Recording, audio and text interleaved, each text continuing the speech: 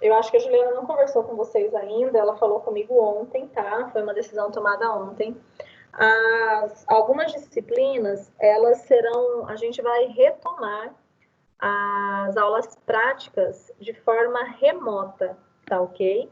Foi feita uma análise, tem algumas disciplinas que é possível serem retomadas dessa forma, tá? Não vai haver um prejuízo para vocês nesse sentido, até pela minha experiência de laboratório, eu posso falar para vocês que não vai ter, para essa disciplina de vocês, tranquilamente, a gente pode retomar dessa forma, principalmente por conta do material que eles estão disponibilizando para a gente via AVA, tá? É um material que eles já utilizam em outras plataformas deles, então eles só estão adaptando para a gente poder passar por esse período. Importante que se coloque que a retomada de práticas de forma remota não está sendo também uma deliberação que a Croton quer fazer, ela vai fazer independente de qualquer coisa, não é isso. Foi feito um estudo, existe uma homologação junto com o Conselho Nacional de Educação, tá bom? Então, assim, estamos também respaldados legalmente para que aconteça dessa forma, né? Tendo em vista todo o cenário da pandemia, que é completamente fora do ideal, que é completamente alheio, né, a tudo que a gente estava iniciando esse ano, em todos os sentidos. Eu tenho certeza que vocês estão vendo que não é só... A Ilona chegou. Eu tenho certeza que vocês estão vendo que não é só a questão da faculdade, né, que foi afetada, mas tudo está sendo afetado. Hoje mesmo, meu esposo estava aqui conversando, ele estava querendo voltar a treinar aqui com o professor, o cara é personal, um excelente profissional, e ele está completamente, e ele é de artes marciais, então o cara está completamente fechado com a academia e está quase que desesperado, assim, sem saber como fazer, como voltar a trabalhar, porque ele trabalhava com grupos de alunos, e agora vai ter que ser individual, enfim, está todo mundo tendo que se adequar. E nesse sentido, a instituição, a gente está se adequando de todas as formas. Nós, principalmente professores, acho que vocês estão sentindo que a gente está rebolando de todas as formas para que vocês sintam minimamente esse impacto todo, né? Para que isso não interfira no sonho de vocês da graduação, que isso não interfira na aquisição de conhecimento que deve acontecer, né? A Juliana, particularmente... Eu sou fã da Juliana, eu falo isso para todo mundo, quando o MEC vem, eu falo para o MEC. A Juliana, ela conseguiu tirar a veterinária de um perfil bastante contraditório, digamos assim, né? De quando eu entrei na instituição e ela assumiu essa coordenação, isso há 5 anos atrás. Hoje, a veterinária ela é um conceito 4. Na última visita do MEC que nós tivemos agora, uma semana antes da pandemia, a gente teve a audição do MEC e a gente conseguiu aí, por todas as mudanças que, com a liderança da Juliana, a gente conseguiu, a gente tem um conceito 4 hoje, né? O conceito do MEC vai até 5, não é fácil tirar um 4. E a Juliana conseguiu isso com um curso bastante robusto, com tudo aquilo que ela propõe. E agora ela está junto com vocês, né, na agronomia, com esse desafio também de colocar a agronomia como sendo um curso de referência, assim como a veterinária, dentro da nossa instituição. Vocês já estão sentindo, eu acho que mesmo remotamente, vocês estão vendo que está movimentado para vocês estão com simulado, vocês estão com a semana científica para vocês fazerem essa publicação. Aí tem questionários também de professores, né? Atividades diversas que estão sendo passadas. E agora, então, a gente vem com mais esse desafio, que é a retomada das aulas práticas de forma remota, né? Garantindo que vocês não tenham prejuízo. Para isso, gente, o que acontece? Para a disciplina de vocês, nós temos o nosso horário de aula teórica, ele é diferente do que eu tinha encontrado no começo lá do semestre. Vocês lembram que no começo do semestre a gente tinha aula das 19 até as 21h30, né? Era o nosso horário, eram os nossos encontros das quintas-feiras.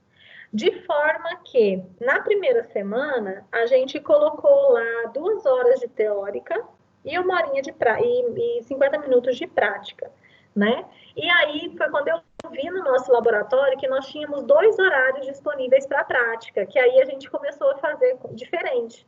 A gente começou a fazer 50 minutos da teórica, e aí a gente foi para o laboratório para ficar mais tempo dentro do laboratório, que era onde eu estava conseguindo gerar o engajamento de vocês, né, nesse começo, mas foram só 3 aulas, eu acho que nós tivemos lá. Nesse sentido, houve um equívoco meu, tá? Isso aí foi um erro meu. Dentro do que é preconizado de aula teórica para vocês, nós temos, nossa, estou gostando de ver, temos 6 alunos hoje, já temos 50% da turma. Bem-vinda, Amanda, bem-vinda, Franciele, Luana e Pedro. Nós temos aí previsto, então, para as nossas aulas acontecerem das 19 até às 20h30, mais ou menos, como sendo teóricas. E a gente vem fazendo as nossas aulas das 19 às 20, mais ou menos. Teve um dia ou outro que a coisa se estendeu um pouco a mais do que isso, né? Durante esses nossos encontros aqui, esses encontros online, né? Aqui no Teams. E nesse sentido, nós temos uma carga horária bem menor de prática, tá? A Juliana me colocou que o nosso tempo de prática ele seria de 25 minutos. Ele é meia hora aula prática. Todo o restante é teórica, tá bom? Então, para isso, isso tem um lado bom, porque ele acaba facilitando a reposição que a gente vai precisar realizar na nossa carga horária, tá? Só que para isso, gente, eu estou montando aqui um calendário, ó, isso aqui foi que eu fiquei fazendo hoje, desde as 5 horas da tarde. Estão vendo aqui que é um monte de data, que vocês começam aqui em cima. Um monte de data e as possibilidades de horários, tá? Que eu estou aqui quebrando a cabeça para ver como repor datas das minhas disciplinas. Para as disciplinas de vocês, o que acontece? Nós temos, a partir da semana que vem, portanto, a gente vai retomar os nossos encontros das 19 às 21h30, tá ok? Esse é o nosso horário de aula normal, então a gente vai correr com conteúdo de teoria, depois com o nosso conteúdo de prática remota previsto para a semana que vem, porque a gente vai estar tocando a aula normalmente, vamos dizer assim. Só que nós temos 10 horas aula, 10 aulas, horas não, nós temos 10 aulas que nós precisamos repor referente às semanas que nós ficamos aí parados sem poder ter a prática, que é desde a semana do dia 16 de março, onde nós começamos aí essa situação remota, até esta semana de hoje, o dia de hoje que a gente está conversando, até o dia 21 de maio. Então, se vocês olharem no calendário, de 16 de março até 21 de maio, são exatas 10 semanas, tá ok? Então, nós temos que realizar a reposição de 10 meia horas aulas ou de 5 horas aulas, tá? Que seriam 50 minutos. O que acontece? A nossa aula voltando a ser no tempo normal dela, a gente tem das 19 até as 21h30. Teoricamente, se a gente pensasse, a gente poderia estender até as 22h30, que seria o horário aí normal de aula. Só que a gente não pode ultrapassar, neste momento do ao vivo, do Teams, a gente não pode ultrapassar o horário das 22 horas, tá? Por conta de legislação de horários de professores, etc. Né? Então, eu consigo retomar para as próximas semanas. Se a gente ficar das 21 até as 22, a gente mata uma aula que está para trás, tá? Só que o que acontece? Se a gente fizer assim, começando das 19, nós vamos ter aí até o dia 25, até o dia 2 de julho, que é a semana de avaliação a gente não pode ter aula. Então, até o dia 2 de julho, a gente consegue repor só 5 aulas para trás. E aí, a gente tem que entrar julho adentro para a gente conseguir estar repondo isso, tá? Uma possibilidade seria se nós começássemos a nossa aula teórica às 18h30, tá bom? Porque aí a gente iniciaria às 18h30 e iria até às 20h30 como sendo aula. Desculpa, a gente começaria às 18h30 e iria até às 21h como aula teórica, e depois, às 21h e 21h30, a gente reporia 2 práticas por semana. Se a gente conseguir fazer assim, no dia 2 de julho, a gente fecha o nosso semestre, tá ok? Aí eu consigo computar tudo que é necessário de pontuações e atividades de vocês, fechando, inclusive, as práticas na semana do dia 2 de julho. O que eu preciso? É até bom de ter mais de 50% da turma, eu preciso do ok de vocês. Todo mundo falar, ok, professora, tudo bem, a gente pode começar às 18h30 e acabar e repor 2 aulas práticas por semana nestes dias. Ou se não, vocês vão falar para mim, Daneb, não tem condição, não dá, e nesse caso a gente vai ter, eu vou ter que bolar um outro cronograma aí, com essas reposições aí dessas outras 5 aulas, na semana aí depois na semana do dia 2 de julho, tá? No próprio dia 2 de julho aí a gente fazer aí a gente vai ter que estender até mais ou menos dia 9 de julho e fazer aí umas 3 aulas, umas 3 horas, assim, direto, né? Ou dia 2 ou dia 9. Aí eu preciso desse feedback de vocês.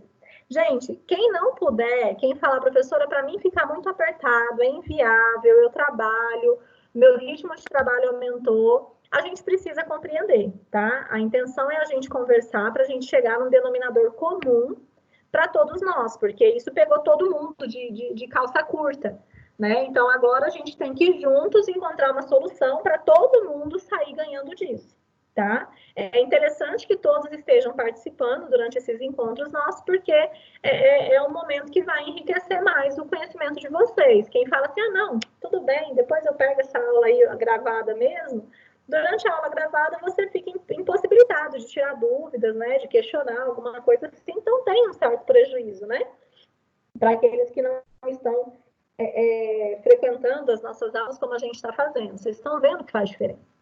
E aí eu queria a opinião de vocês agora. Podem ficar à vontade para falar a opinião, para a gente chegar aí num acordo, que eu preciso mandar esse cronograma para a Juliana até amanhã. Tem alguém aí que não pode? Oi. Para mim, tudo bem, para mim, tranquilo. Tá, o Pedro, acho que eu sei que trabalha, e acho que a Franciele também já me mandou mensagem de alguma coisa referente a trabalho. Luana, para você é tranquilo? Para mim é tranquilo, Daneb. Diego, também dá? Tô chegando todo dia 6 horas da fazenda, professora. 6 horas? Ah, então 18h30 dá, né? dá sim.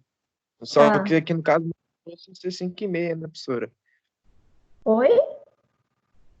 18h30 em Goiás, lembra que aqui em Mato Grosso é 1 hora menos.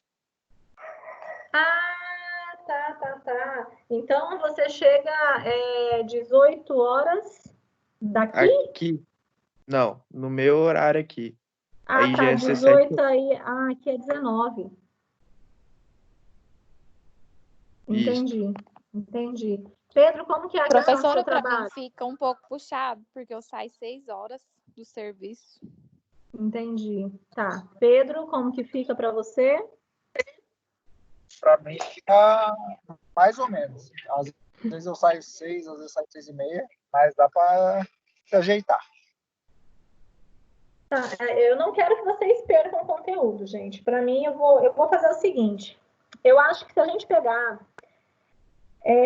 a partir da semana que vem, a gente repõe com uma meia horinha a mais lá, jogando, né, para depois das 21h30, a gente consegue repor 4 aulas até dia 25 de junho, né, durante o mês de junho, fazendo calendário normal. Vocês têm algum dia da semana que vocês não têm aula? Que vocês têm alguma disponibilidade de horário? Sexta-feira que não tem aula. Sexta-feira que não tem aula. Em sexta, vocês nem podem falar agora que vão pra farra, né? No máximo, vocês têm alguma live para assistir. Não, depois das 22. Não, professora, eu tô de boa. Na sexta-feira eu não faço nada, nem assistir live, eu não assisto esse trem. Gente, se a gente combinasse na sexta, se a gente fizesse a partir da semana que vem, na sexta-feira, um encontro, para não ficar muito cansativo, a gente podia fazer encontro das 19 às 20. A gente consegue repor uma, duas, das 19 às 20 e 30, vai. A gente conseguiria fazer 3 aulas em cada sexta-feira. Então, a gente poderia fazer 3, 3 e 3. A gente pode fazer até melhor, então. Ó, dá para a gente fazer os nossos encontros durante as sextas-feiras do mês de junho, tá ok? Das 19 até as 20, na verdade nem dá 20 e 30, dá 20 e 15, tá? Até as 20 e 15, 20 e 20. Se a gente fizer isso na semana do dia, deixa eu ver aqui. A gente fazendo isso dia 29 de maio, dia 5 de junho, dia 12 de junho, nossa, 2 de junho vocês me quebram, hein, gente? Dia dos namorados eu dando aula para vocês, aí a gente vai ter que ver essa semana aqui, a gente vai ter que ver algum outro dia. Dia 19 não, porque é semana de avaliação, dia 26. Enfim, se a gente fizer nas sextas-feiras... Dia 19 não pode, Danebe. Dia 19 é bem no dia do aniversário meu. A gente canta parabéns aqui, uai, não tem problema não. Não, mas dia 19 é semana avaliativa, né, de avaliação. Então, a gente não pode contabilizar com ela. Um ótimo presente, né? Um ótimo presente. Já vem uma prova, já vem no mês do aniversário, bem no dia. Se a gente fizer nas sextas, então, gente, na primeira semana de julho a gente fecha isso, sem precisar ficar estendendo até as 10. O que vocês acham? Acho que é melhor, né? Fica menos cansativo. A partir da semana que vem, então, a gente faz nossa aula normal junto com a prática. Então, a gente fica no encontro aqui das 19 até as 21h30, normalzinho. E aí, a gente já vem retomando a prática dentro do normal. Às 10, a gente começa a repor nas sextas-feiras, que aí a gente passa junho repondo e na primeira semana de julho a gente finaliza no máximo. Pode ser assim?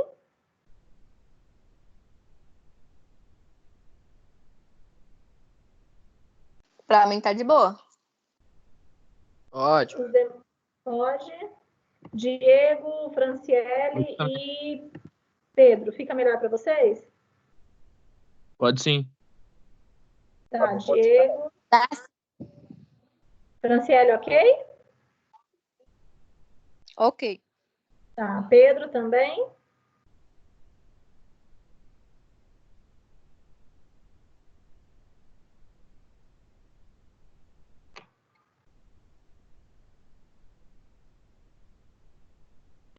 A Amanda não falou nada. Oi. Sobre as aulas presencial, vai voltar só para o segundo semestre mesmo, então? Assim, Diego, o que acontece? Deixa eu só anotar aqui, das 19 às 19h25, até às 20h15. É verdade, ó. Vão ser aí 4 sextas-feiras, das 19 às 20h15. O que acontece? A instituição ela está fazendo a gente voltar dessa forma remota. O que a gente tem é a paralisação até o dia 30 de maio, né? A gente está seguindo o decreto. Então, a gente já está se antecipando, fazendo um calendário, caso isso continue, tá? Ou se não, a gente vai repor essas aulas agora, e aí se falar, pode voltar presencial, a gente retoma dentro de um calendário, uma organização presencial. Mas o que eles já estão antecipando agora é porque eles estavam vendo que se não conseguisse uma situação para a gente fazer em algumas disciplinas isso, e isso poderia entrar e chocar com os horários do segundo semestre de vocês, né? Porque agosto, a gente tem um outro semestre iniciado. Então, o mês de julho está sendo até pequeno para a gente conseguir repor, aí dependendo das disciplinas. Se a gente voltar para o presencial agora, juntando tudo, né? Pela disponibilidade de laboratórios, as cargas horárias de todo mundo. Então, nesse sentido, eles já estão se antecipando, tá? Mas, assim, sinceramente, do jeito que o Brasil está, batendo recorde de mortes aí, infelizmente, diariamente, eu acho que é a Amanda que está me mandando mensagem aqui. Estou aqui, quando falo, meu PC não está saindo, não está saindo. Aqui está respondendo, ok. Eles já estão se antecipando, mas particularmente eu acredito que a gente siga aí para o mês de junho, pelo menos, ainda de forma remota. Eu acho que ainda segue. Não temos nada oficial, mas assim, nós estamos nos organizando para as duas possibilidades. Vocês imaginam como é que está a cabeça dos professores, né? A gente está assim, refazendo os protocolos de prática, a gente está mudando, mas se voltar para o laboratório, a gente retoma o outro protocolo, a gente está rebolando em cima disso e aí vamos esperar o decreto, tá? Então, assim... Igual esse professor, que o MEC, no site do MEC, minha mãe estava falando até que ela estava acompanhando, que as aulas poderiam voltar a partir do dia 16 de junho. Então, é uma possibilidade, entende? Só que assim, se voltar, por exemplo, vamos supor, isso é uma suposição, tá? Vamos supor que volte a partir do dia 16 de junho. No nosso caso, se a gente já começar as aulas remotas dessa forma, a gente já consegue resolver aí pelo menos umas 6 aulas de forma remota, de forma que a hora que a gente voltar para o laboratório, a gente consegue estar já com a necessidade de retomar somente 4 aulas em relação a isso, entende? É por isso que a gente está fazendo dessa forma e conseguiu encontrar essa possibilidade aí com vocês. Ok? Entendi, sim, professora. Bom, vamos lá. Vamos começar a aula. Amores, a aula de hoje é uma aula top. Particularmente, eu sou fã desse conteúdo, tá?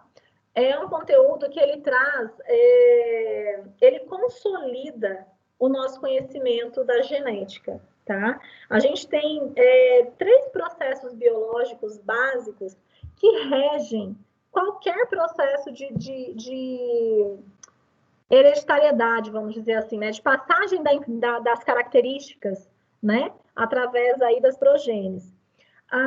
E eles são a replicação, que a gente falou na semana passada, né, que é a duplicação do DNA, antes da divisão celular acontecer. E aí nós temos a transcrição e a tradução, que é o processo que são os processos que a gente conhece como síntese de proteínas, tá? Então, assim, qualquer estrutura que você pensar, qualquer proteína que você pensar, que eu tenha ali dentro de um vegetal, que eu tenha dentro de uma célula, essa proteína, ela precisa ter um código genético, né? E esse código precisa estar expressando essa proteína ou essa característica para aquele vegetal poder estar desempenhando a sua função. Nesse sentido, quando a gente fala das técnicas de manipulação genética, né, da resistência a pragas, como nos trabalhos que alguns de vocês aí conseguiram me enviar, Luana, o seu trabalho, se você não conseguiu me enviar, manda ele no meu e-mail, por favor, que eu vou aceitar hoje, tá bom? Você estava falando comigo mais cedo. Se não conseguiu enviar por lá, que Peraí, fica até mais fácil. Deixa eu fazer o seguinte aqui. Estou com o coração bom demais, gente. Vocês pegaram sorte demais com essa pandemia. Meu coração deu uma amolecida boa, tá? Pode falar com os outros períodos, vocês vão ver. Deixa eu abrir aqui a atividade. Como eu ainda não corrigi, eu vou abrir a resposta aqui, ó. Acabei de abrir, tá? Então, eu estou aceitando a resposta ainda, aí você pode responder lá, tá, Luana? Meu coração tá bom demais para vocês. Turma, que tirou Tá bom, então, Daneb. Obrigada. Imagina. Pergunta lá para o quinto período para vocês verem. Eles vão falar. Eu vou aceitar hoje ainda, porque eu vou fazer essa correção no final de semana, não vou dificultar a vida de vocês, não. Vocês estão correndo atrás, estão entendendo como é que funciona, então a gente dá um empurrãozinho em vocês, tá? Então, nessas doenças que vocês estão pesquisando, eu tenho certeza, primeiro que deve ter dado um tilt na cabeça de vocês, né? Mas a aula de hoje vai ajudar a compreender. Quando a gente fala, por exemplo, que determinado vegetal, ele desenvolveu uma resistência a um fungo, por exemplo. De que forma se dá isso? Por vezes, esse vegetal, ele recebe um gene onde ele passa a produzir uma substância que é tóxica para um fungo, para o fungo lá que gosta de se alimentar dele. Nesse sentido, essa substância, como que ela passa a ser produzida? É através da síntese de proteínas, tá? Então, esse gene que é colocado ali no genoma desse vegetal, ele passa a ser transcrito e passa a ser traduzido para que essa substância possa ser formada, tá? Normalmente, essas substâncias, elas têm aí uma composição proteica, por isso que a gente fala síntese de proteínas, né? Ela é composta por aminoácidos. Então, é esse o princípio. Para qualquer doença que vocês analisarem, onde vocês virem ali que os vegetais, eles estão ali ganhando a possibilidade de produzir uma substância, ou eles estão parando de produzir determinada substância, né, que traz ali um benefício para ele, no processo para produção, alguma coisa assim, a gente está falando de um gene que está sendo alterado, e está sendo alterado, portanto, esse processo que a gente vai falar agora para vocês, que é o processo de expressão gênica, tá? Ou síntese de proteínas. É a mesma coisa. Aí a gente tem que lembrar, lá na aulinha de ciclo celular, quando a gente falou da divisão celular, lembra que no ciclo celular a gente falou que tem a intérfase e tem a divisão celular. Na intérfase, existem os 3 momentos. Nós temos o momento G1, o S e o G2. Lá nesse momento de G1, que é o momento que a célula acabou de ser formada, né, ali naquele órgão, por exemplo, uma célula foliar. Uma célula foliar, olha, a hora que ela acabou de se formar, ela precisa compreender a função dela ali no meio. Ela precisa entender o que ela vai ter que desenvolver, o que ela vai ter que produzir, o que ela vai estar recebendo ali de substâncias. Ela vai estar na fase do seu metabolismo, na fase da sua expressão das características. Então, é nesse momento que a célula acabou de ser formada, tá? Ali no tecido, que ela passa por G1, que é a fase, então, de alta expressão celular ou de metabolismo da célula. Nesse momento, o que a célula faz? Faz proteínas, ela faz substâncias. Então, é nesse momento que acontece esses processos que a gente vai falar agora. Depois disso, vem a fase S, que é o momento que a célula entende que ela vai fazer divisão, então, por isso, ela vai replicar, né, o seu DNA, que a gente falou na semana passada, então, é a fase de síntese de DNA. Depois vem G2, que é a fase de corrigir os possíveis erros durante essa replicação, e aí ela entra na divisão celular, propriamente dito, que aí tem a mitose e a meiose, com prófase, metáfase, anáfase e telófase, que a gente já falou também, tá? Então, a síntese proteica, a gente tem 2 momentos. A replicação, revolta. Na síntese de proteínas, a gente tem 2 momentos. Nós temos a transcrição do DNA para o RNA mensageiro, e nós temos o momento de tradução, que a gente pega esse código do RNA mensageiro e transforma isso em proteína, tá? Lá na replicação, quando a gente falou dos nucleotídeos que são adicionados lá na fita molde, a gente falou de uma enzima que faz isso, que é a DNA polimerase, né? Ela vai acrescentando os nucleotídeos lá naquele terminal 3 lá, hidroxila. Aqui na transcrição do DNA para ele fazer RNA, a gente tem a RNA polimerase trabalhando, tá? Então, a RNA polimerase é que faz a transcrição de uma sequência de DNA para uma sequência de RNA mensageiro. Os RNAs, gente, nós temos vários tipos diferentes, com várias funções diferentes. Quando a gente estuda a síntese de proteínas, nós temos 3 RNAs que são os principais. Nós temos os chamados RNAs mensageiros, que carregam o código, né, mesmo ali que vai formar a minha proteína. Eu tenho os RNAs ribossômicos. Esses aí, gente, o ribossomo, quando a gente aprende sobre essa organela, a gente aprende que a função do ribossomo é a síntese de proteínas. Quimicamente falando, o que é um ribossomo? Um ribossomo é uma estrutura de RNA. É uma estrutura de RNA formada lá dentro do núcleo, numa região chamada nucleolo. Para quem foi fazer aquela célula vegetal, né, as células eucariontes, lá, a maquete, vocês viram que dentro do núcleo tinha uma região chamada nucleolo, lembram disso? Essa região de nucleolo é a região onde eu tenho a leitura do DNA que forma RNAs ribossômicos, ou seja, ali eu estou formando ribossomos. E eles vão ter atuação onde? Lá no citoplasma da minha célula, tá? Então, eu tenho o RNA mensageiro, tenho o RNA ribossômico e tenho também um terceiro RNA importante, que é o RNA transportador. Esse RNA, ele vai ser responsável por estar captando os aminoácidos correspondentes e colocando os aminoácidos na sequência certa durante a síntese, para formar a minha proteína, a minha substância ali que é necessária. Esses são os 3 principais, gente. Nós temos uma gama imensa de outros tipos de RNAs que a gente tem descoberto as suas diversas funções, principalmente na regulação do código genético, tá? Para vocês terem ideia, hoje em dia, em muitas vacinas, a gente tem utilizado sequências de RNAs que a gente tenta silenciar o DNA com elas. O próprio Covid-19 mesmo, que está obrigando a gente a passar por tudo isso, o SARS-CoV-2, né, esse vírus, muitas vacinas, a gente tem mais de 110 laboratórios testando vacinas para o Covid, né, para a doença Covid-19. E muitas dessas vacinas, elas vão ter aí como princípio RNA desse vírus, tá?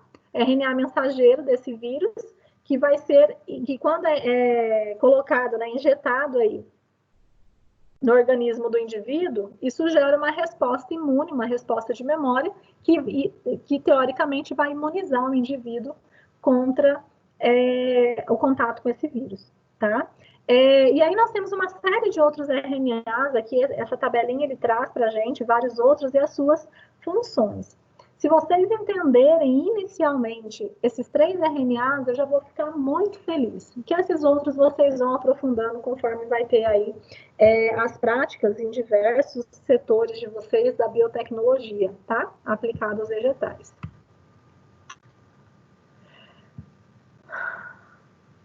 Aqui. A minha sequência de DNA, gente, o que eu chamo de gene, é uma sequência de DNA, né? Uma sequência de A, T, C, G, como a gente fez na semana passada. Estou lembrando agora que foi bem bacana que a gente fez aquela atividade, né? De vocês irem complementando e tal. A minha sequência de DNA, aquela sequência de A, T, C, C, C, C, G, G, G, G, G, eu tenho lá para cada proteína que a célula vai produzir, eu tenho uma sequência específica desse DNA. Essa sequência, ela é sempre essa sequência para produzir sempre essa proteína. Isso precisa ser sempre igual, tá? Então, isso nós chamamos de gene. É uma sequência específica de DNA que vai produzir uma proteína no final. Gene é uma sequência específica de DNA que vai produzir uma proteína no final. Só que essa sequência, ela é aleatória de bases? Como que a enzima RNA polimerase vai saber onde é que começa um gene e onde é que esse gene finaliza? Eu tenho arranjos das bases que me permite essa sinalização. E aí eu consigo classificar, estruturar um gene basicamente como ele funciona. É louco a gente pensar isso, né? Como é que os caras conseguiram chegar nesse nível de entendimento, né? Mas é assim que funciona mesmo. Então, por exemplo, eu tenho a região de início do meu gene, eu chamo de região promotora. Todo gene, ele tem uma região promotora. Então, ali é uma sequência de A, T, C e G, normalmente tem muito A, tá? Essa região promotora. É uma sequência que fica ali com uma alta afinidade para chamar RNA polimerase, indicando, olha, esse gene começa aqui, começa por aqui, não vai lá para o meio dessa sequência. A sequência que você precisa traduzir, tá? Transcrever precisa estar aqui, tá? Então, essa é a região promotora.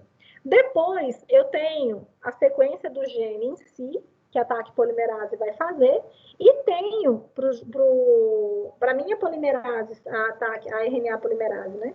Para minha polimerase saber onde é o final desse gene, eu tenho também uma região finalizadora, tá bom? Então, de uma forma bem geral, num gene, eu tenho a minha região promotora, que é onde a RNA polimerase se liga inicialmente, que ela reconhece que é o início do gene que ela precisa trabalhar. Ela vai transcrevendo toda essa região, aí ela vai transcrevendo todo o gene adentro, até chegar na região finalizadora, que também é uma outra sequenciazinha, que quando está presente, ela passa por essa sequência e fala, opa, esse gene acabou aqui, então aqui eu paro essa transcrição. Por que tem que ser assim? Ora, se a gente pensar em um filamento de cromossomo, né, em um filamento de DNA, por exemplo, o cromossomo número 1, dentro desse cromossomo número 1, eu não tenho só um gene. Esse filamento de DNA, que ele é inteiriço, eu tenho vários genes seguidos um do outro. Então, a hora que a polimerase ela vai começar a transcrever um ou transcrever outro, ela precisa ter esse sinal de onde esse gene começa e onde esse gene termina, tá bom? Então, por isso que todo gene tem a sua região promotora e a sua região finalizadora. Muitos trabalhos, eles têm colocado para a gente que, às vezes, o ambiente consegue alterar o DNA de regiões promotoras ou regiões finalizadoras.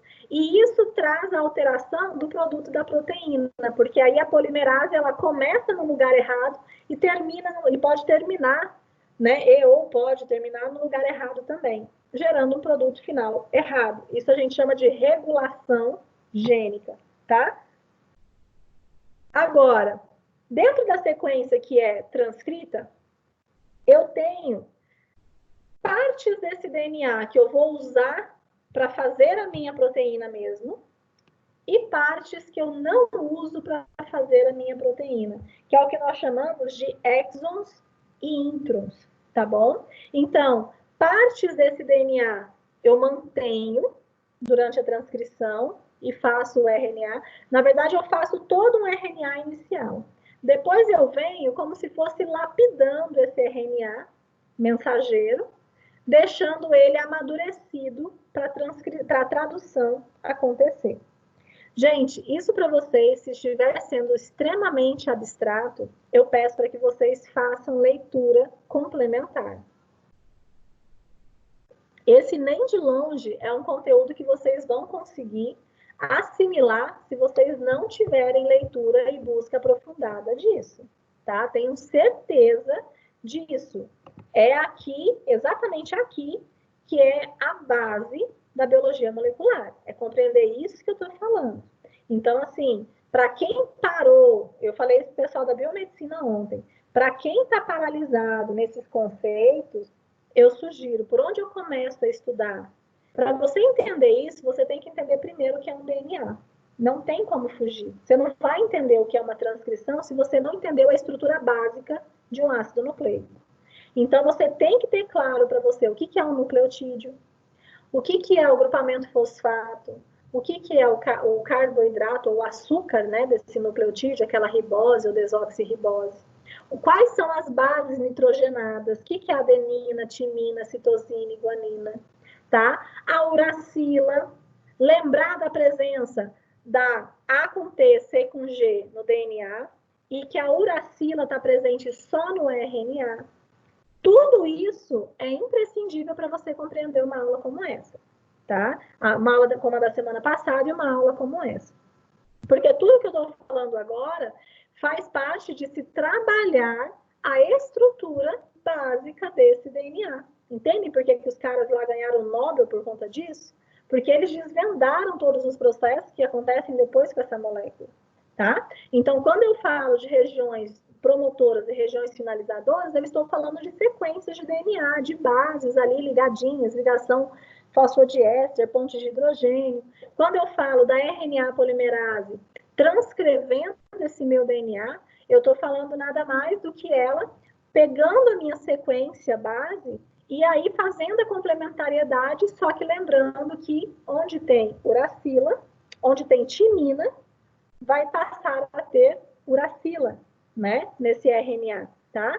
E aí nós temos as regiões que vão ser retiradas desse RNA como se ele fosse amadurecido, que são regiões que não são necessárias para fazer a proteína, que são os introns. As regiões que são mantidas dentro desse gene, no transcrito, nós chamamos de exons.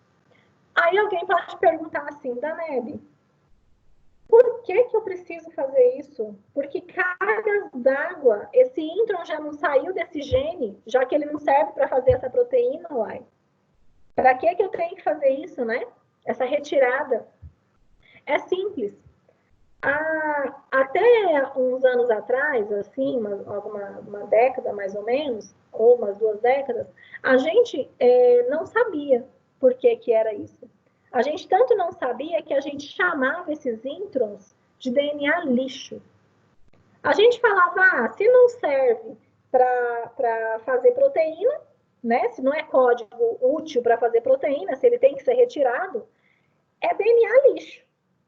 O que é interessante é só o exon. Só que olha que curioso. Quando a gente concluiu o projeto Genoma, por exemplo, no caso, né, do humano, nós vimos que no caso do homem, o nosso genoma, nós temos só 3% do nosso código de DNA todinho que serve para fazer proteína. Os outros 97% são sequências de intron, que são retiradas para essas proteínas serem produzidas. Todas as proteínas, nos 20 mil genes que a gente tem. No caso humano, vegetais, aí as variações são diferentes de acordo com a espécie.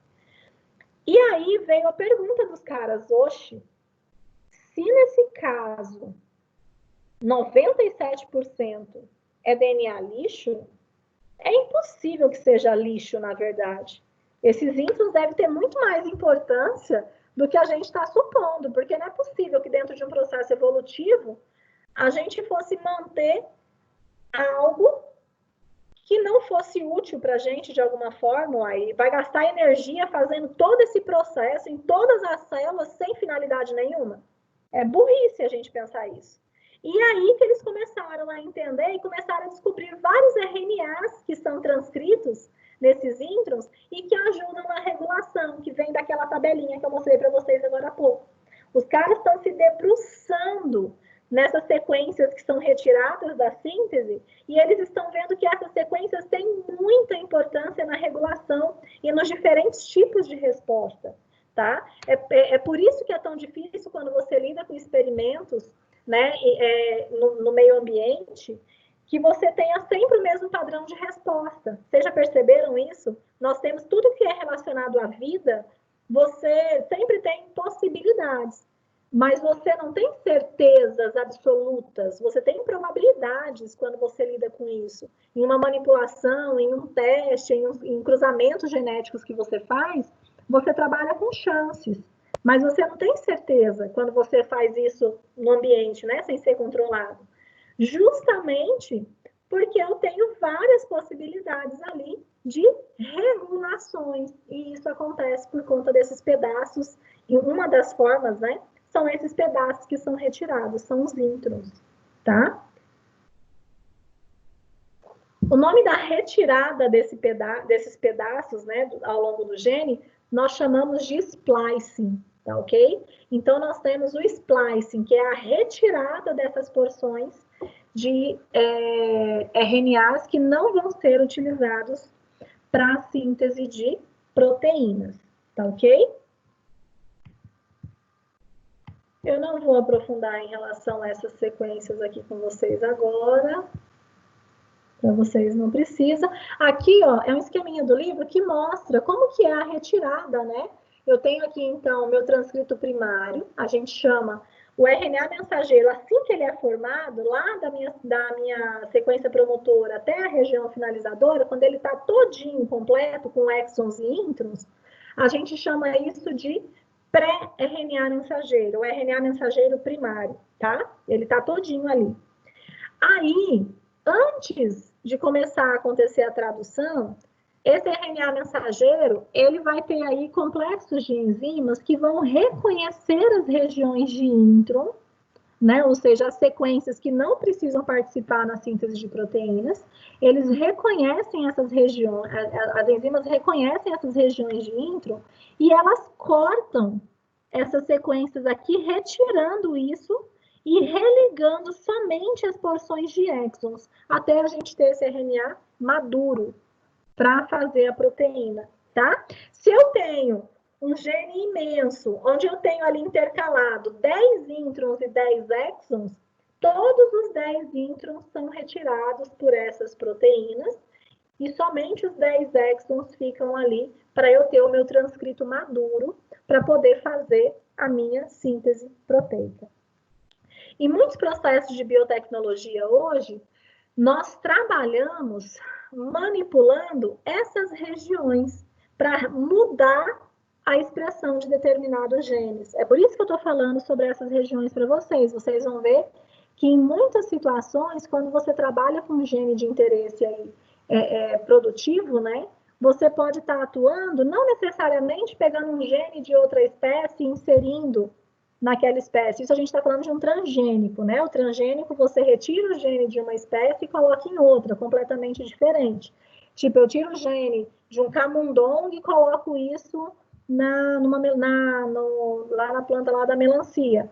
Ou senão eu tiro um gene lá da azeitona ou lá do pernilongo e coloco esse gene lá na minha macieira, tá? Eu estou trocando genes entre espécies diferentes.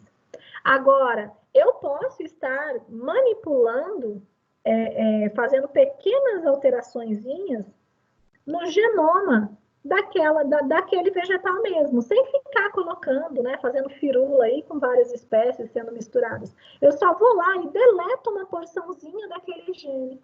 E eu vejo que eu mudo a expressão daquela proteína. Nesse caso, eu não tenho um transgênico, mas eu tenho um organismo geneticamente modificado também. Vocês entendem? Eu tenho transgênicos. É um organismo geneticamente modificado? É, porque o genoma dele está sendo alterado. Mas eu posso ter organismo geneticamente modificado onde necessariamente eu não fiz transgenia nele. Eu não misturei genes de outras espécies. Isso é um conceito super interessante para vocês e que está caindo a rodo em tudo quanto é prova de agronomia, tá? Bom, eu vou suspender essa apresentação para a gente pegar um vídeo.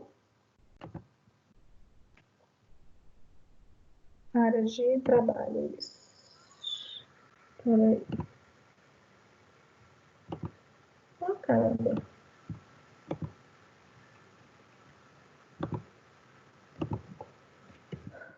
Um vídeo para conseguir elucidar isso daqui até agora. Gente, quem tiver dúvidas aí, estiver quase surtando, pode abrir o microfone e compartilhar aí.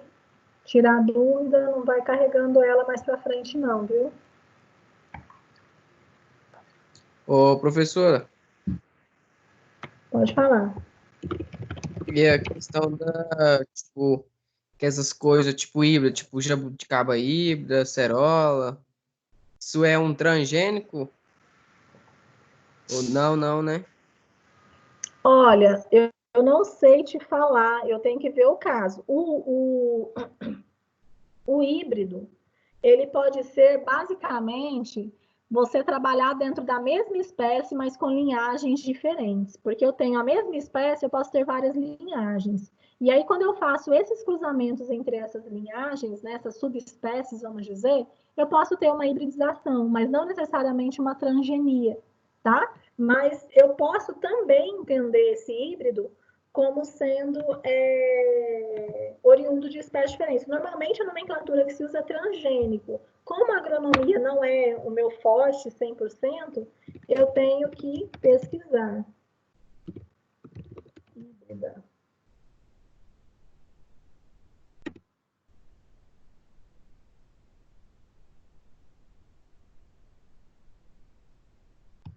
Vamos dar uma olhadinha.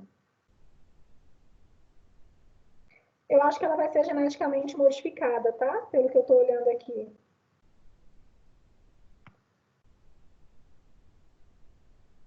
Essas que são adaptadas, né?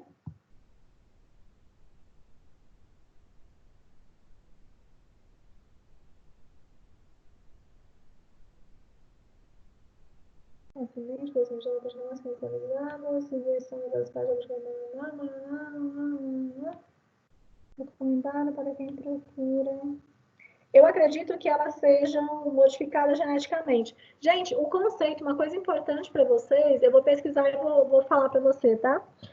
Uma coisa importante para vocês entenderem é assim, essas manipulações genéticas em vegetais, você não precisa estar dentro de laboratório para estar fazendo, né? Isso é muito interessante, porque a partir do momento que você realiza, às vezes, aqueles enxertos, né? Eu vejo muito isso, tipo, por exemplo, com o meu sogro, né? O meu sogro, o avô do meu esposo, também, eles têm muita experiência, assim, com roça de fazer ali misturas, né, os enxertos ali, para conseguir gerar adaptações, digamos assim, de espécies, e isso nada mais é do que um organismo geneticamente modificado, né? Às vezes, não necessariamente um transgênico, mas é um organismo geneticamente modificado. Quando você está ali manipulando de alguma forma aquele código genético, né, alterando o produto final ali das proteínas, tá?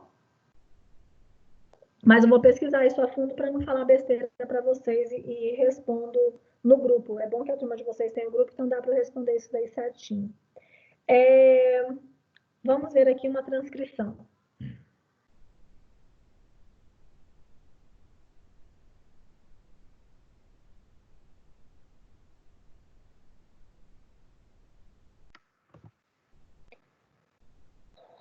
Vou tirar o inglês.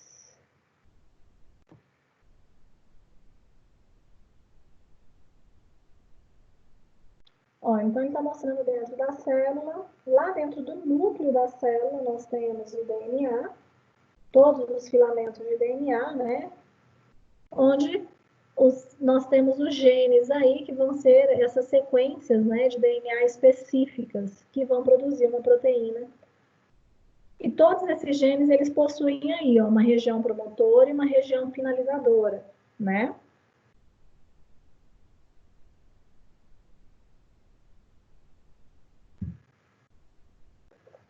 Essa sequência que está entre a promotora e a finalizadora, que é usada para fazer a proteína.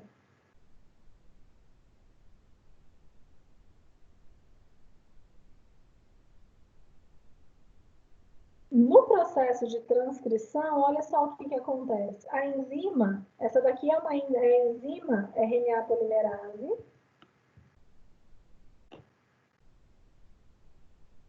E ela vem fazendo pareamento. Essa sequência vai ser usada depois para fazer a tradução.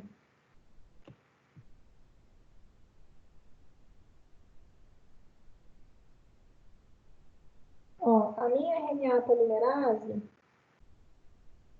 então, ela tem ali o estágio inicial, que é o de reconhecimento da região promotora. Ela se liga à região promotora.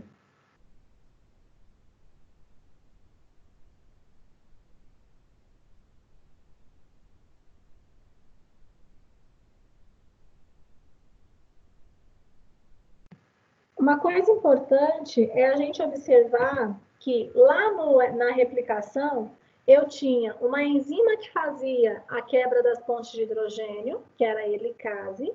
Eu tinha uma enzima para fazer a polimerização, que era a DNA polimerase. Eu tinha enzima para fazer a ligação dos fragmentos. Eu tinha enzima. Na transcrição, a RNA polimerase, ela faz tudo. Ela identifica o gene, ela vai quebrando as pontes de hidrogênio, já abrindo o DNA, esse gene, na sequência, fazendo a polimerização do meu RNA mensageiro e já devolvendo esse DNA fechadinho, como ela encontrou, toda a sequência dele. Olha aqui, ó, é uma enzima só fazendo tudo, ó. Ela vai fazendo pareamento, né? Ela vai lendo e vai criando. Lembrando que, como é um RNA mensageiro, ela não usa timina, ela usa uracila, onde deveria ser a timina. E aqui ela vai, ó, fazendo o seu pré-RNA mensageiro. Ela faz isso até chegar na região finalizadora. Chegou na região finalizadora, ela se dissocia. O meu pré-RNA mensageiro está formado.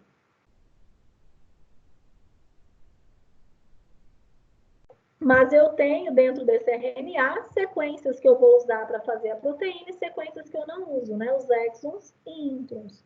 Então, eu preciso que esse pré-RNA mensageiro sofra o splicing, tá? É adicionada aqui uma sequenciazinha para a identificação desse RNA mensageiro. Aí o complexo de enzimas, ó, reconhece a região dos introns, forma aí o spliceossomo, né, que eles chamam, e retira todos os introns, ficando aí meu RNA madurinho, bonitinho. Importante, toda a transcrição acontece dentro do núcleo celular. É simples, não é dentro do núcleo que está nos eucariotes, não é dentro do núcleo que está presente o DNA. Então, a transcrição, esse RNA mensageiro e o processamento dele acontece dentro do núcleo ainda. Transcrição é no núcleo. Para fazer a síntese de proteínas, ou seja, para fazer a tradução, esse RNA mensageiro ele sai de dentro do núcleo e ele vai lá para o citoplasma para ele ter o acoplamento dos ribossomos e do RNA transportador trazer os aminoácidos correspondentes para isso se formar.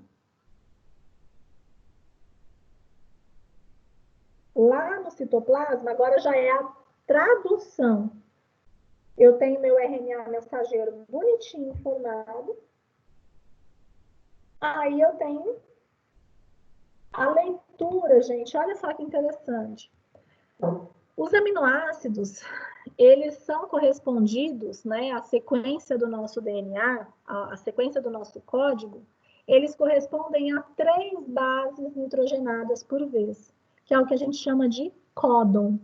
Então, dentro de um RNA mensageiro, para cada 3 bases, eu tenho um códon correspondente, que vai me dar um aminoácido correspondente dentro da minha proteína. Toda proteína, ela é formada por sequências de aminoácidos, que são determinados pelo código deste RNA mensageiro, tá? Como que é feita a leitura para esses aminoácidos? É a cada 3 bases nitrogenadas, que nós chamamos de códon. Nós temos aqui, ó, a nossa tabelinha, que os caras, aquele Crick, né? O Francis Crick, o mesmo que estruturou o DNA pela primeira vez, e comprovou a estruturação do DNA pela primeira vez, o cara é tão cabeçudo que ele estudou esses processos e ele conseguiu montar uma tabela que a gente chama de código genético, onde a gente consegue saber exatamente qual que é o aminoácido que corresponde a cada possibilidade de códon que nós temos. É simples fazer essa tabela agora, né? Claro, depois que ela está pronta. Mas é simples a gente entender porque a leitura é feita a cada 3 bases. Eu tenho 4 bases possíveis, né? Para serem combinadas. Eu tenho no RNA uracila, adenina, citosina e guanina. Então, eu posso ter uma sequência, um códon, que é o UUU. Eu posso ter uma sequência que vai aparecer UUC, UUA, UUG, UAG, ACG, UAC. Todas essas possibilidades de códons que podem aparecer estão descritas aqui e o cara já falou para mim qual que é o aminoácido que eu tenho aí.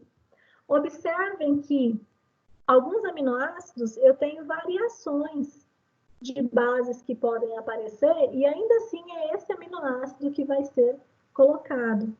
Qual que é o ganho disso? O ganho é que, por vezes, uma pequena alteração no meu gene, em uma base só, na hora de ver se vai alterar a proteína, pode não alterar a proteína necessariamente. O aminoácido vai permanecer o mesmo, tá? Isso é muito importante.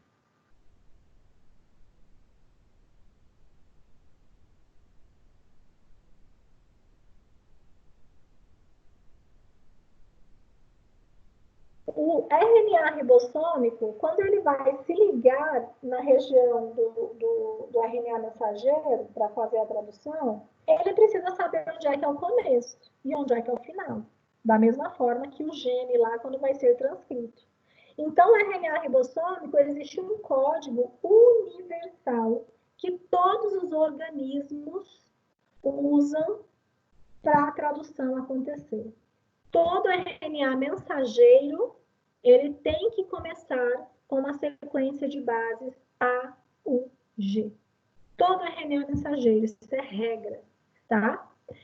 E essa sequência A, U, G, ela corresponde a um aminoácido inicial. Então, todas as proteínas de todos os organismos vivos, dos vegetais, dos animais, todas essas proteínas começam sempre com o mesmo aminoácido. A, U, G, ó, encontrem esse código aqui na tabelinha. Onde é que está o código A, U, G? Vamos ver quem é que vai achar ele. Qual que é a sigla que está falando aí para ele?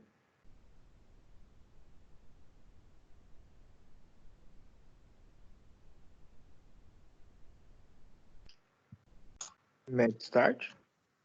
MedStart, exatamente.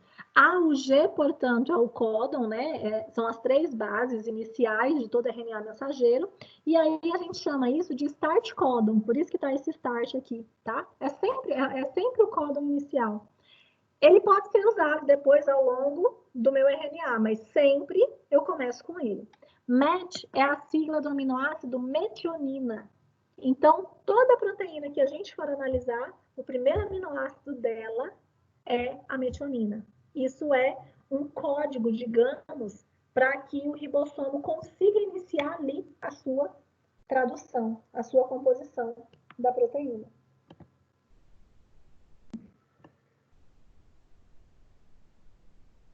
Então, vamos lá. Aqui, ó, então, onde tem o A, o G, é onde tem o acoplamento das subunidades do ribossomo, e aí um RNA transportador que faz a leitura desse códon, né, que vê ali a complementariedade desse códon, traz o aminoácido metionina. Ó, ele vê a complementariedade bonitinha ali, um anticódon, e ele traz o aminoácido correspondente a ele, que é a metionina. O ribossomo se acopla ali, eu vou iniciar a tradução.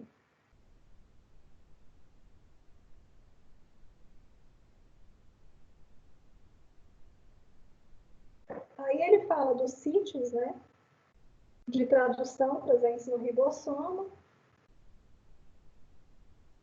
Assim que o ribossomo ele se liga, eu já tenho um outro códon seguinte, ele vai ser lido, vai ser reconhecido pelo RNA transportador e traz o aminoácido subsequente.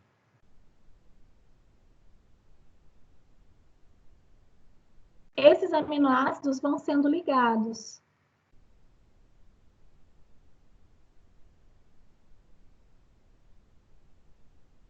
Aí o RNA transportador que perdeu o aminoácido, ele sai. E o ribossomo vai se movimentando ao longo da fita.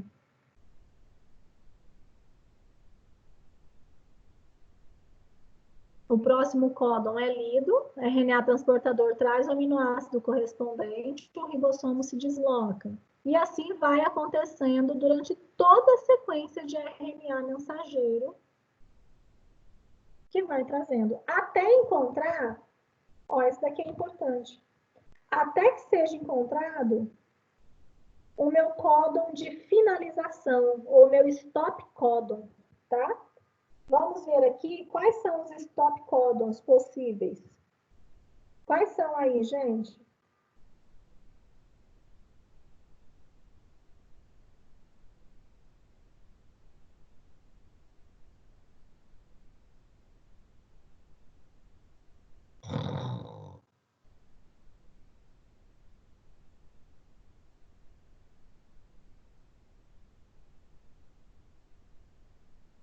Quais são os códons que aparecem aí como stop?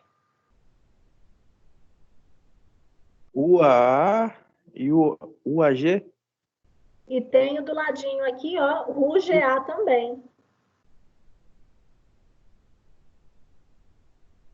Do ladinho do UA tem o UGA. Então, são 3 stop códons.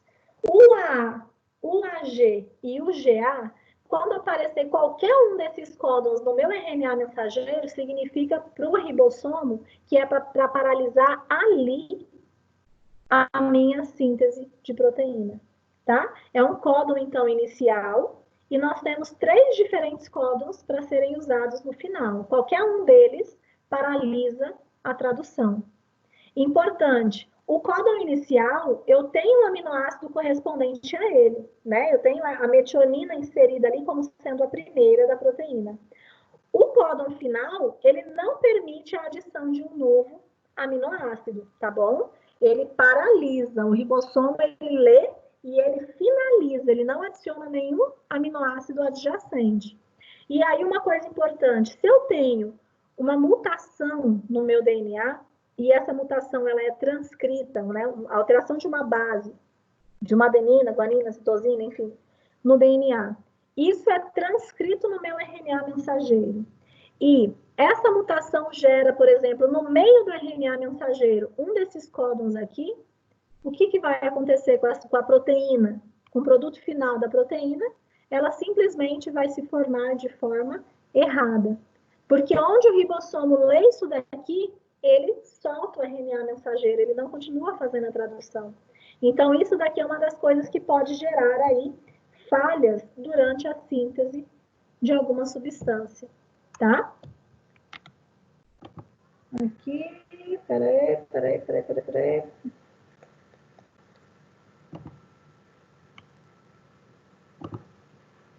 Aqui, ó. Quando aparece o stop códon, portanto, entra um fator aí que finaliza a tradução. Não tem a adição de um próximo aminoácido. O ribossomo, ele sai e a minha proteína está formada. Aí ela vai ter a atuação dela, o polipeptídeo vai ter a atuação dele.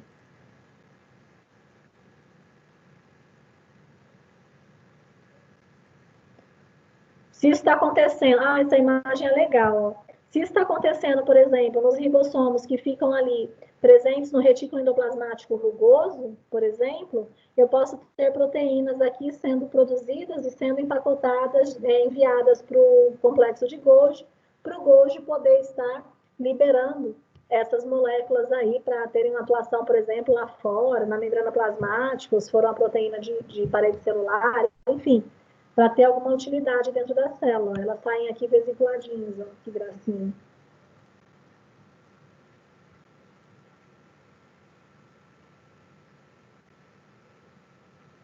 Muito bom esse vídeo.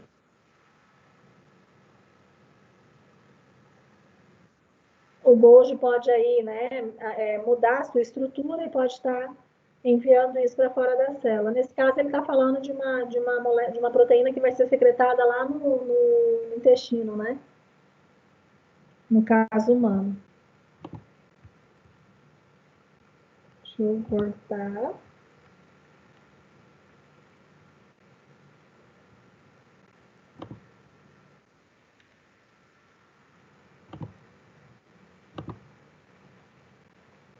Deixe-me retomar.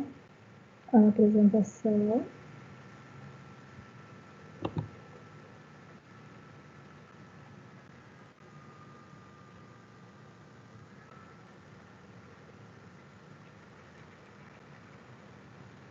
Que droga, não tá aqui. Ai, a gente acha de novo aqui.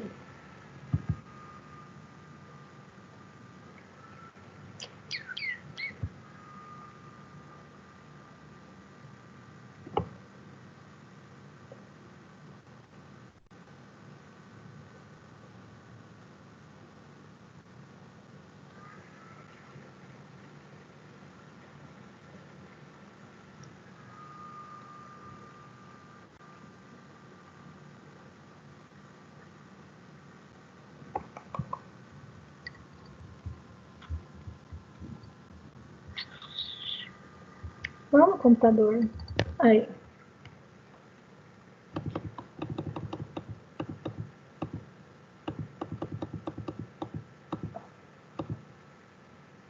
Aqui. A tradução, então, gente, nós temos aí, ó, 64 códons que são possíveis, né, dentro daquela tabelinha. E nós temos 20 aminoácidos presentes nos seres vivos, tá? Então, é por isso que nós chamamos desse código dele ser degenerado. Alguns códons, eles vão ter mais, eles vão corresponder ao mesmo aminoácido, né? Isso facilita aquilo que eu já falei. Mesmo você tendo, às vezes, uma mutação, não necessariamente isso vai gerar um prejuízo, tá? Às vezes pode ser uma mutação silenciosa, que a gente chama, uma mutação neutra. Aqui a tabelinha do código. Vocês não precisam se preocupar de ficar decorando essa tabela, nem eu sei essa tabela de cor. Se eu for colocar alguma atividade onde tenha necessidade de vocês fazerem um processo de tradução, né, ligarem os aminoácidos correspondentes, eu tenho que disponibilizar essa tabela para vocês. Uma dica para aprender a usar a tabela é assim, sempre a primeira base do códon, ela está nessa coluna, a segunda base do códon está nessa coluna aqui, tá? Por exemplo, encontrem aí para mim a base GCU. GCU. A primeira letra, G. Então, tá aqui. Vai ser essa da correspondência aqui. A segunda letra é C. Então, vai estar aqui, ó. GC. Tá nesse quadrante. U. Tá aqui. Eu tenho o códon correspondente ao aminoácido alanina. Tá ok? Um outro códon aqui. CAA. Encontrem aí para mim. Primeira letra. C. Segunda letra. Você não apareceu a imagem. Não tá aparecendo? Não, o meu tá carregando. Vamos ver aqui, peraí. Apareceu alguma imagem agora? Agora apareceu. Vamos voltar aqui, vamos ver se vai aparecer. Saiu de novo. Tá aparecendo? Não. Não. Então é a minha internet. Meu também não. Tá a minha internet. Eu coloco ali na... Peraí. Vou finalizar aqui e a gente vai fazer uma práticazinha disso para facilitar para vocês a compreensão. Essa imagem, ele traz aqui a imagem do meu RNA transportador, né? Que ele fica lá, ele tem uma extremidadezinha ali, ó, para ficar ligadinho com o aminoácido correspondente, a região dele que faz o reconhecimento aí dos anticódons, tá? E é isso. Aqui vem mostrando o alongamento, então o ribossomo, quando ele se liga, e aí ele vai fazendo a leitura dos códons correspondentes. Gente, sempre a leitura em trincas, tá bom? Professor, e se acontecer a deleção de uma base lá na hora de fazer a transcrição, vamos supor que a polimerase ela tá lá muito de ressaca e ela pula uma base ali correspondente que deveria transcrever. Ela altera toda a sequência que vai acontecer.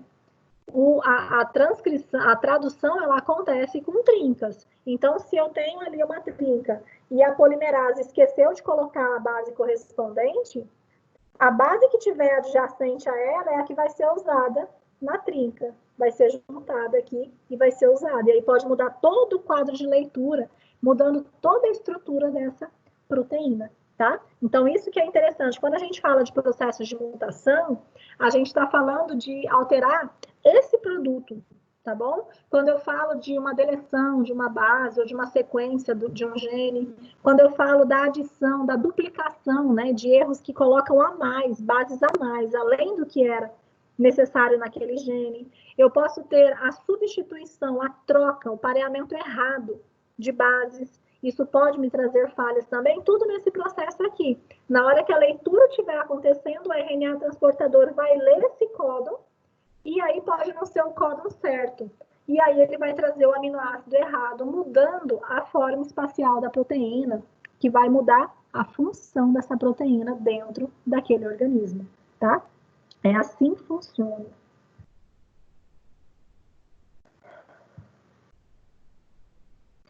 Toda a proteína, ela é formada por uma sequência de aminoácidos, tá? Então, conforme ela vai sendo formada, tá aqui, ó. Depois, conforme a sequência de aminoácidos que é ligada, quimicamente, né, vai fazendo com que essa proteína ela tenha o seu dobramento, ela ganhe a sua forma espacial. E é assim que essa proteína vai ter a sua capacidade de atuação, é o que a gente chama de sítio ativo, né? A gente ouve essa nomenclatura. Então, são sítios ativos, né? Conforme esses aminoácidos vão se dobrando e dá o formato dessa proteína. Se às vezes eu troco um aminoácido na minha sequência, isso pode me trazer o prejuízo em relação a essa forma espacial. Eu perco a atividade dessa proteína. Muitas vezes, quando a gente fala em melhoramento genético, né, em resistência, por exemplo, a uma determinada praga, eu posso estar falando disso. Eu posso estar falando de estar manipulando um gene que vai aí alterar uma proteína específica, tá ok? Lá em determinada espécie, e que essa proteína, ela pode afetar esse organismo, esse micro-organismo, por exemplo, que está querendo ali invadir, né, ou parasitar, por exemplo, essa planta, tá? Isso acontece muito. Até depois dessa aula, eu sugiro que vocês olhem a atividade que vocês me enviaram para ver se vocês conseguem compreender, se tem um pouquinho de envolvimento a mais. Porque eu pedi para que vocês buscassem uma doença, que nessa doença vocês indicassem, né, o patógeno correspondente, e que essa doença, ela tivesse aí esse vegetal, ele tivesse aí um mecanismo de melhoramento, né, genético, para poder estar aí combatendo esse patógeno, né? E que aí que vocês pudessem identificar esse gene aí, essa alteração que está acontecendo dentro desse vegetal para conseguir dar resistência a esse determinado patógeno. É exatamente nesse meio aqui que a gente está falando. Eu sei que no começo lá você deve ter ficado confuso, mas agora deve ter clareado um pouquinho em relação a essa resistência aí que a gente está falando, tá? É alterar essa estrutura final. Então, a gente está mexendo dentro desses processos que a gente está falando aqui. Isso é bem bacana. Aqui, ó, de uma forma bem resumida, portanto, eu tenho o meu gene específico, minha sequência de DNA, com região promotora, região finalizadora, minha sequência com exons e introns. Eu tenho a RNA polimerase, identificando a região promotora, e fazendo, e fazendo aí a transcrição de toda a sequência, dando meu pré-RNA mensageiro. Em seguida, o splicing acontece e essas regiões de introns aqui são retiradas, né, desse transcrito, ficando somente meu RNA mensageiro maduro. Isso acontece dentro do núcleo. Depois, com o RNA maduro, ele vai lá para o citoplasma, aí eu tenho a ligação das subunidades ribossomais, a chegada do RNA transportador com os aminoácidos que vão fazendo a leitura dos códons, que são sempre em 3 bases, e vai trazendo os aminoácidos correspondentes, e aí esses aminoácidos correspondentes eles vão se dobrando, formando no final a minha proteína ou a minha substância que vai ter uma função dentro deste organismo, tá? Aqui as palavras-chave, tarará, tarará. Aqui é uma paródiazinha.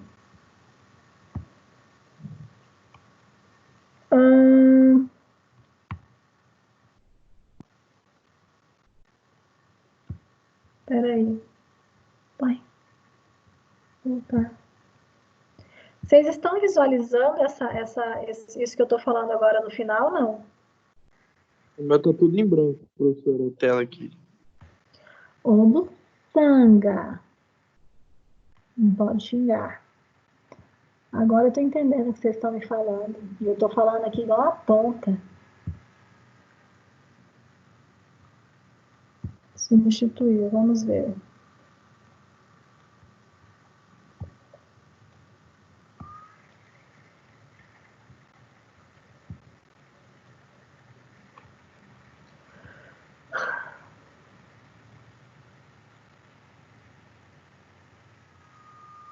Tá abrindo, gente. Só um minutinho.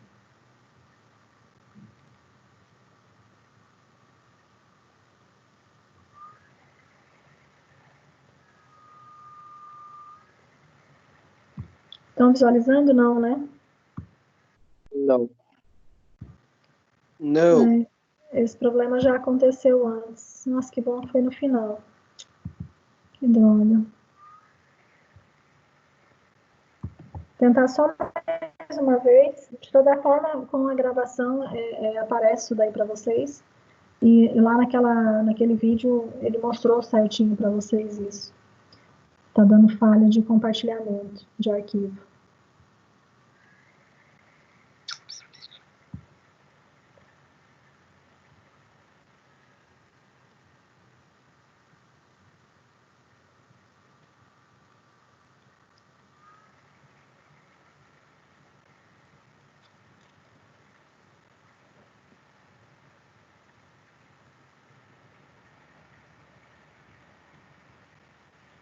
Acho que não vai de novo.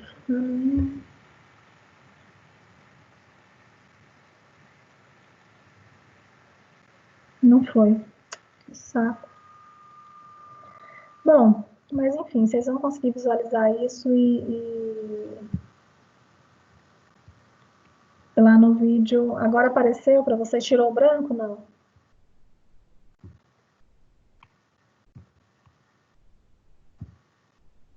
Pra mim aqui tirou, professora, mas tá aparecendo os contatos, assim, os alunos que tá e a Só os senhora. contatos, né? Agora, por exemplo, tá no YouTube, certo? Isso. Agora tá no Tá. YouTube. Ok. Então, vou mostrar só mais um vídeo para vocês. É um vídeo que vocês já viram. A gente já viu esse vídeo, né?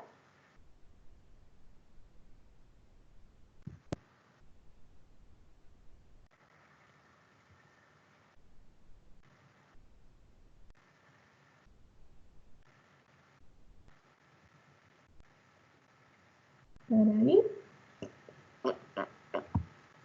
Aqui. Vocês já viram esse vídeo, não viram?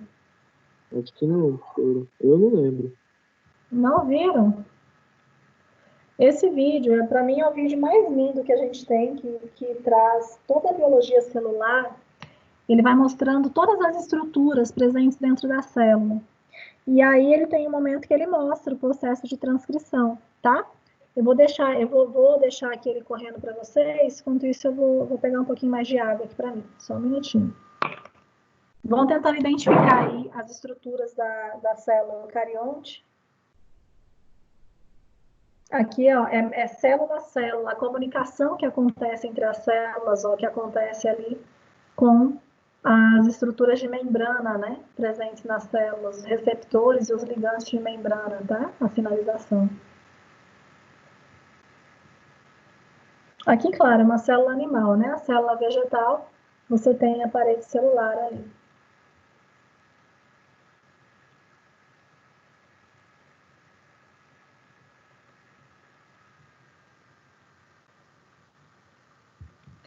a minha bicamada fosfolipídica, a membrana plasmática, com glicoproteínas, né, estruturas aqui presentes na membrana, formando aquele chamado glicocálix.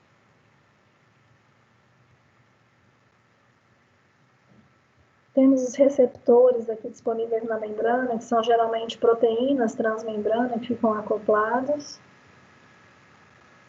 Ao interior de uma célula, a estrutura do citoesqueleto dando a sustentação para essa célula.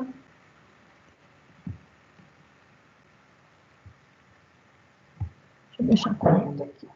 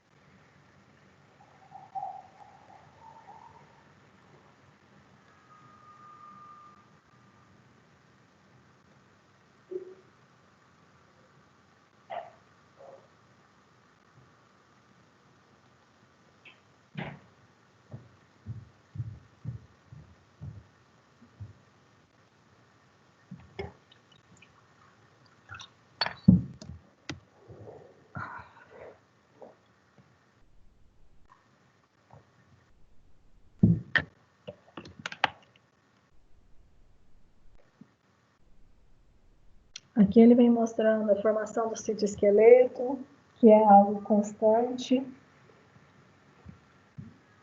Da mesma forma que ele se forma, ele vai sendo clivado.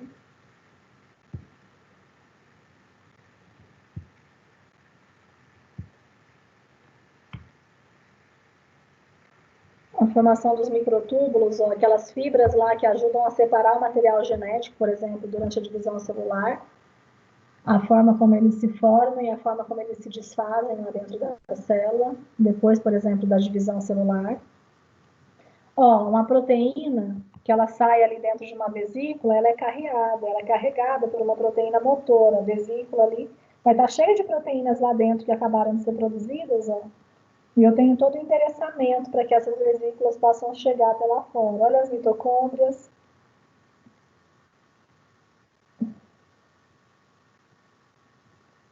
A minha região dos centríolos, né, dos centrossomos, onde são formados os microtúbulos, que dão essa sustentação para a célula. Aqui, essa é a parte bacana do que a gente está falando agora. Aqui a gente tem a base,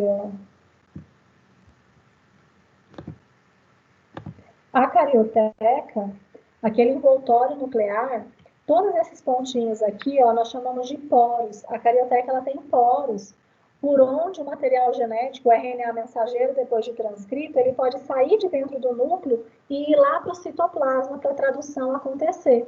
Os fiozinhos que vocês vão estar vendo aqui, que são mandados para fora, tipo as cobrinhas que vão sair agora, são RNAs mensageiros já prontinhos, já foram transcritos, já tiveram splice, são os RNAs mensageiros prontinhos de sequências gênicas que vão se acoplar.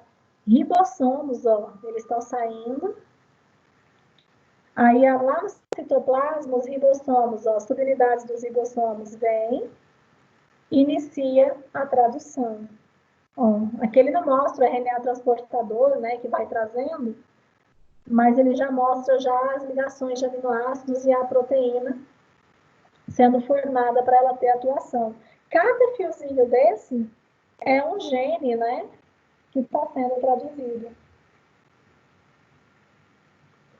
Que é uma proteína que está sendo depositada lá dentro do núcleo, para ter a sua atividade lá dentro do núcleo, depositado dentro da carioteca. Algumas proteínas, se estiverem sendo produzidas lá no retículo endoplasmático rugoso, elas saem na forma de vesículas. Essas vesículas, se forem proteínas para ter atuação lá fora, elas vão sair aí, sendo carregadas, né, podem ser empacotadas pelo Golgi, e vão ser aí enviadas lá para fora da célula.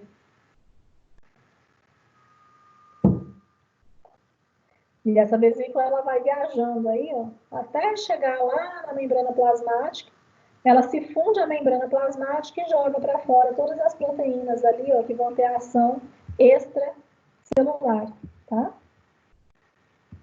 Esse vídeo, para mim, é o mais bonito que tem para mostrar a biologia celular. Ele é perfeito.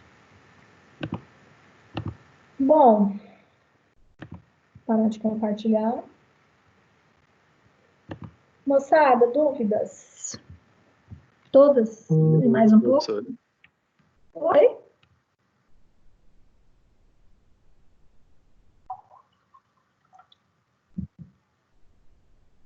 Nada de dúvida?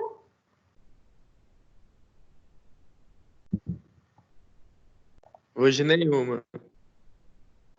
Ai, que bom. Ô, professor, é Isso muita é um bom coisa. sinal. É muita coisa. Imagina doido? quem não está assistindo nada. Tá doido? Tá achando que fazer graduação é moleza, filho? Não, nunca achei. Agora você tá tendo a certeza, né? Você tá louco. Mas vocês dão conta, gente. O desafio é grande, mas vocês dão conta. A gente está aqui para conseguir auxiliar vocês. Uma coisa importante, o simulado que a Juliana colocou para vocês, ele traz um bom termômetro para vocês sobre a importância e como o conhecimento ele é cumulativo ao longo do desenvolvimento de vocês na graduação, tá? Isso é algo importante. A gente fez muita questão de aderir isso também dentro da agronomia. A veterinária ela já tem isso desde o ano passado. Foi uma das formas que a gente encontrou para como termômetro mesmo, né? Já acho que o terceiro simulado que eles fazem, mas foi um dos termômetros que a gente encontrou para conseguir identificar quais são as maiores fragilidades das turmas e tentar melhorar isso dentro do trabalho, tá? Então, assim, não pensem vocês também que esse simulado, por exemplo, ele é algo só para cumprir tabela com vocês e gerar nota e que não vai gerar aí alterações, né, dentro do trabalho dos professores, porque gera. Existe uma análise que é feita depois para a gente conseguir identificar onde vocês tiveram maior facilidade, onde vocês tiveram maior dificuldade. Isso é repassado para os docentes, para que a gente busque aí formas de estar trabalhando e atuando com vocês para a gente conseguir ir melhorando isso ao longo dos semestres, tá? Não é um trabalho que vocês vão ver um resultado imediato, mas vocês vão ver, eu tenho certeza que agora, na coordenação com a Ju, vocês vão sentir ao longo dos semestres esse molde que vai sendo colocado para vocês. Esse simulado, por exemplo, todas as questões, vocês estão vendo que elas têm um padrão de complexidade e é um padrão encontrado em provas padronizadas de vocês, de concursos, por exemplo, tá? Então, provas do MAPA, da Embrapa, própria ENAD também, algumas questões de ENAD, as próprias provas de proficiência que estão disponíveis aí, a gente usa como base para a gente tirar essas questões. Então, assim, não é nada fora da realidade, não olhem para um simulado como esse e falem assim, nossa, estão querendo me ferrar, não tem mais nada para fazer. Na verdade, é pelo contrário. A gente está achando coisas para vocês fazerem, para a gente conseguir ter uma leitura das necessidades de vocês e melhorar nos pontos que vocês tiverem maior fragilidade. Então, assim, se dediquem para estar realizando, eu sei que vale nota, mas independente disso, se dediquem para estar realizando. A Luana me falou, nossa, eu pesquisei isso, pesquisei aquilo, tarará, eu até demorei muito para fazer esse simulado que eu estava procurando, e a intenção é essa mesmo. Principalmente agora, ele sendo online, né? Porque esse simulado, na verdade, ele não é online. Ele é aplicado como um dia de prova para vocês, normal. Mas agora, essa primeira experiência de vocês vai ser bacana porque vocês estão tendo a oportunidade de fazer online, então vocês têm toda a possibilidade de pesquisar para responder, isso pode auxiliá-los. E, principalmente, vai mostrar para vocês onde é que está a dificuldade de interpretação, de captar aquilo que a questão está pedindo, né? Para a gente continuar trabalhando isso que a gente já identificou na primeira VA, tá bom? Bom, vamos parar por aqui. Hoje a gente falou pra caramba, né? A gente não, eu, né, gente? Estou ficando até sem voz, que não aguento mais tomar água, mas a garganta não para de doer. 100% Ficamos- hidratada. Tô até demais, tô inundada já, Eduardo. Não é nem hidratada, não, tô inundada. Então, a gente fica acordado das nossas práticas a partir da semana que vem. Se organizem para a gente ficar juntos aí das 7 até o nosso horário de prática normal. E na sexta a gente ter o encontro aí para a gente já começar a repor esses nossos calendários aí, não deixar protelar muito. Se Deus quiser, a gente ainda volta para o nosso laboratório ainda durante esse semestre para a gente ter mais práticas aí, como a gente começou a fazer e que estava bem bacana com a turma de vocês, por ser tão pequenininha, tá? Fiquem com Deus, bom final de semana, aproveitem, espero que todos da família e os amigos de vocês estejam bem também, no meio dessa pandemia, por aqui, graças a Deus, tudo bem, né? Hoje eu estou conseguindo dar aula na minha sala, deixa eu parar aqui a gravação.